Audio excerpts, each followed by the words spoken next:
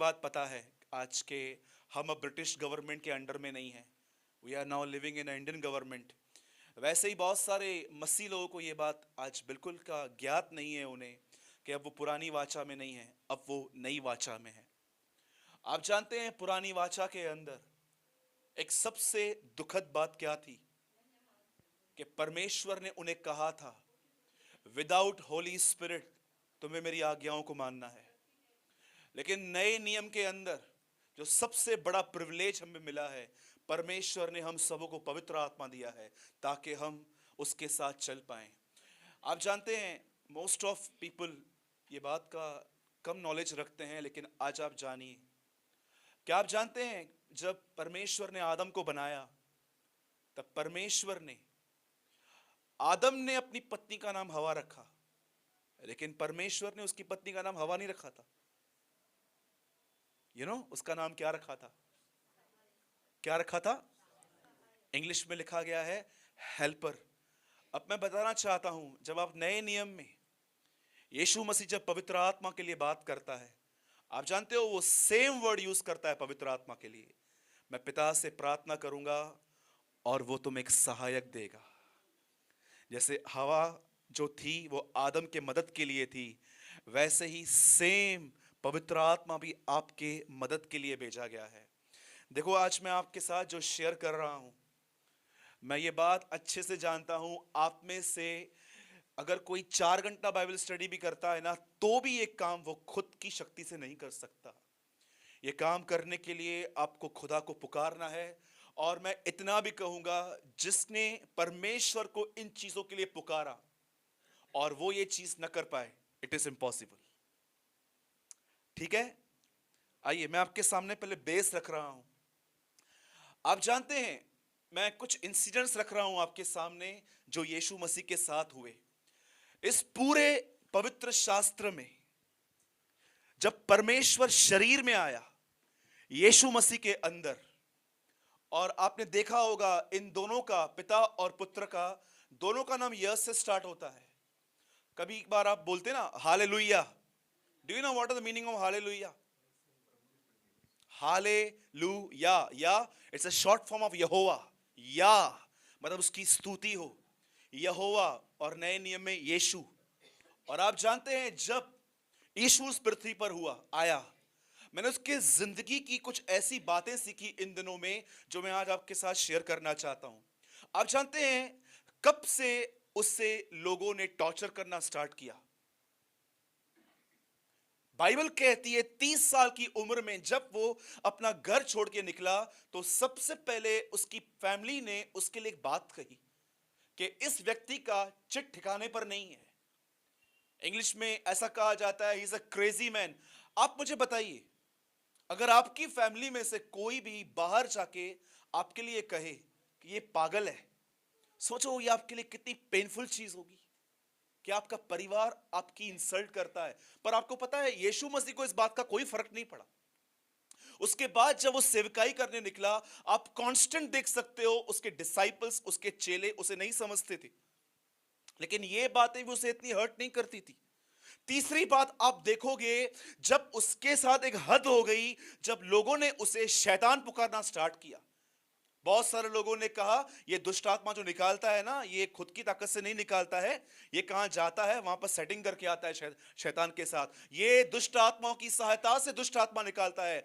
जब यीशु ने ये सुना तब भी उसे कुछ दुख नहीं हुआ। और ये बात तो छोड़िए, जब यीशु लकड़ी पे गया, 4 लोग पकड़ के खड़े थे, 2 लोग मार रहे थे, आपको पता है यीशु वहां भी नहीं रोया।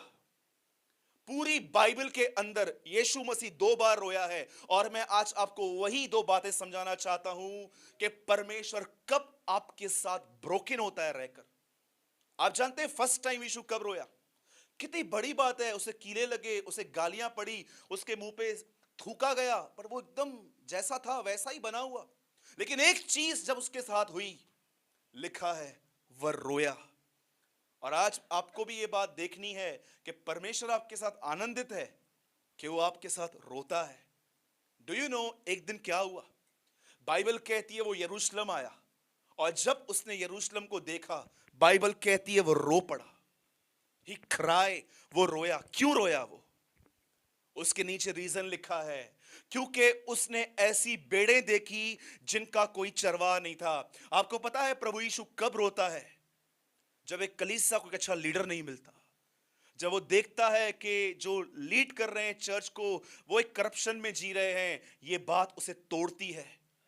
मैंने रिसेंटली, मैं एक जगह पर प्रचार कर रहा था और मेरे पहले एक प्रीचर बुलाए गए थे, and he preach like that. उन्होंने ऐसा प्रचार किया कि अगर तुम अपना पैसा प्रभु को नहीं दोगे तो डॉक्टर को दोगे।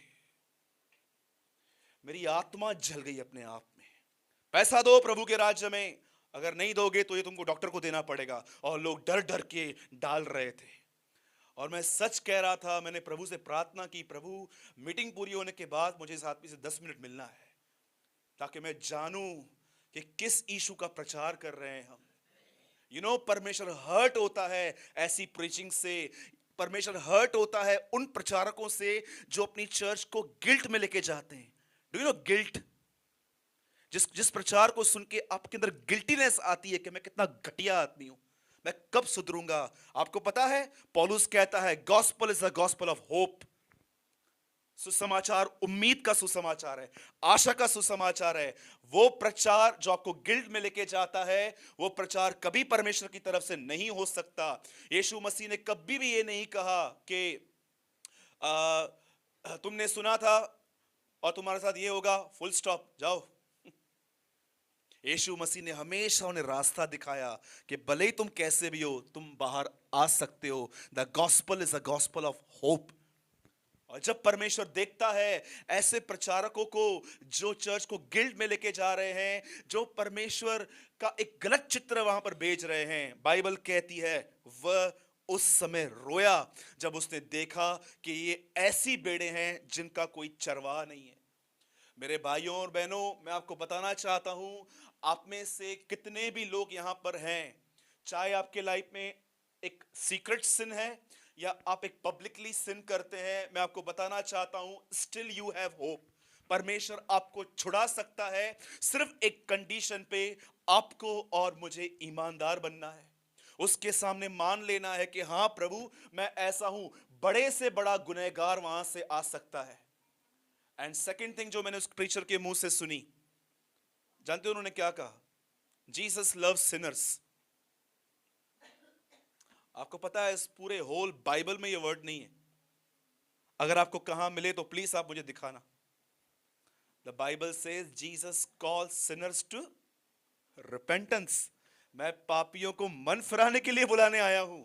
आपको पता है पूरी न्यू टेस्टामेंट में आपको कहां भी ये वर्ड नहीं मिलेगा कि पापियों से प्रेम। बाइबल कहती है मैं पापियों को मन फिराने के लिए बुलाने आया हूं। और ये मन फिराना कैसा होता है कि परमेश्वर आपसे कॉन्स्टेंटली आपकी गलतियों को नजरअंदाज करता है, माफ करता है, आपको फिर भी आपके गलत रवैये के बाद भी वो आपसे प्रेम करता है। इसलिए रोमियो में लिखा गया है कि परमेश्वर की भलाई तुम्हें मन फिरा का अवसर देती है।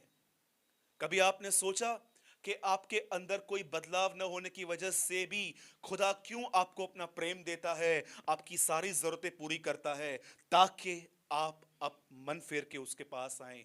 बहुत ब्यूटीफुल लिखा है इंग्लिश में, the goodness of God lead man to repentance.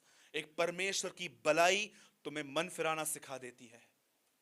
आज मैं अपना फर्स्ट क्राई यहां पर जो यीशु का था कि उसने देखा कि यरूशलेम को एक अच्छा चरवाहा नहीं है, वो रो पड़ा।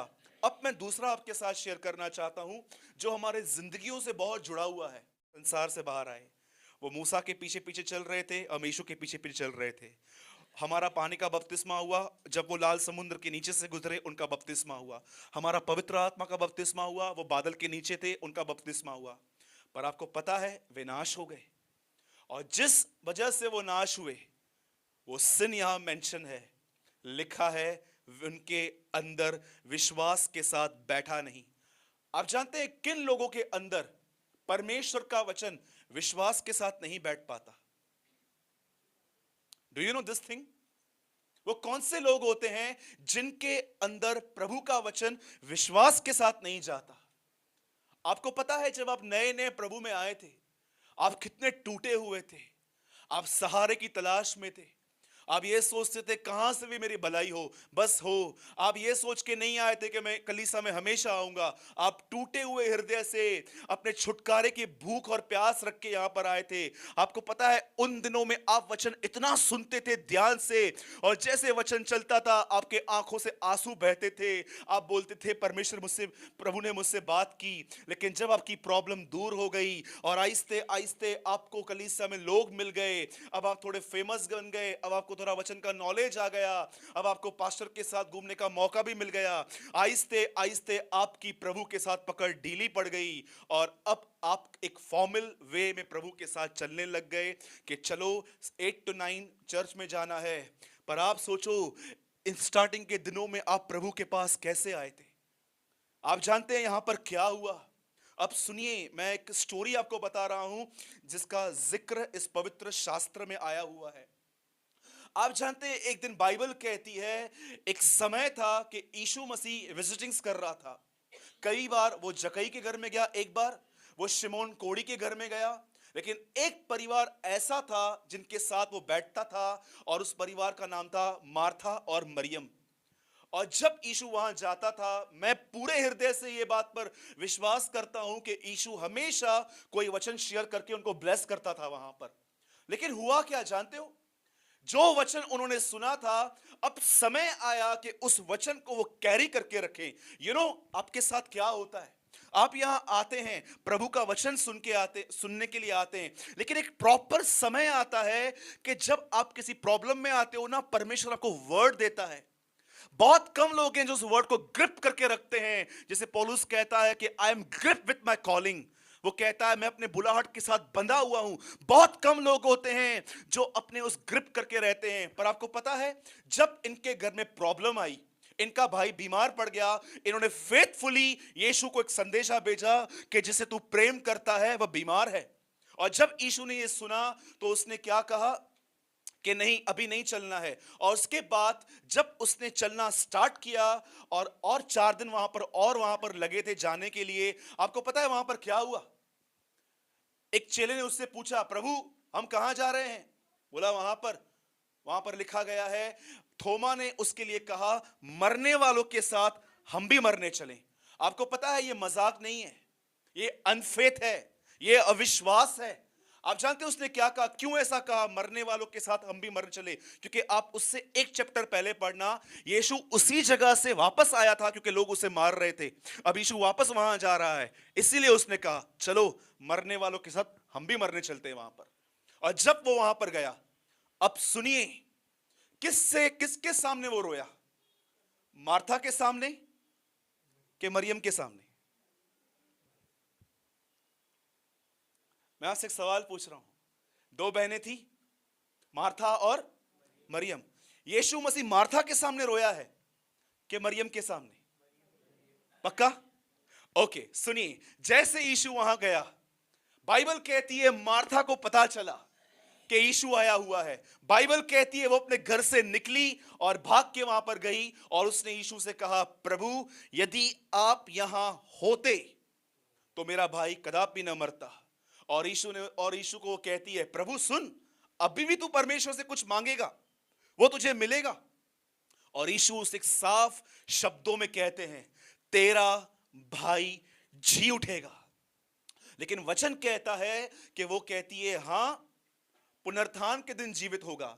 आपको पता है, बहुत बार खुदा हमें बहुत सिंपल बातें कहता है, पर बहुत बार हम लोग ना स्पिरिचुअल बातों को पकड़ने की कोशिश करते हैं। एक दिन मैं एक प्रचार कर रहा था, और एक आदमी ने पूछा, सूरत भाई आपने प्रचार किया, गुस्सा मत करो, इसका अर्थ क्या है? मैंने कहा क्या अर्थ बताऊं? अभी गुस्से के ऊपर रेवलेशन चाहिए तुमको? So many people asking revelation. मैं बाइबल इसलिए पढ़ता हूं रेवलेशन के लिए। मेरे भाइयों और बहनों, मैं बाइबल को रेवलेशन के लिए नहीं पढ़ता हूं। न्यू टेस्टामेंट ओल्ड टेस्टामेंट का रेवलेशन है एक्चुअली। आप पढ़ो, the last book of the new testament is revelation of Jesus Christ. किस चीज का रेवलेशन चाहिए आपको?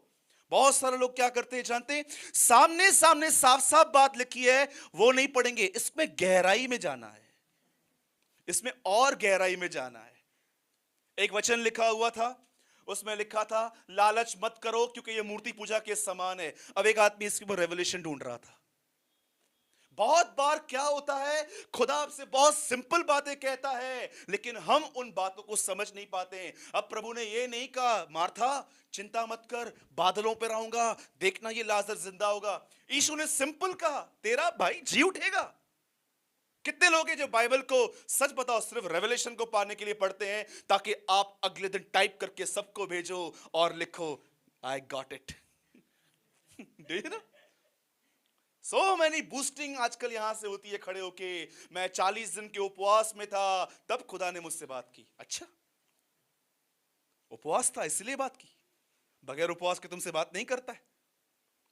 मैं वहां गया था, वहां पर 3000 लोग थे और परमेश्वर ने, ये 3000 बोलने की क्या जरूरत थी? So many boasting, so many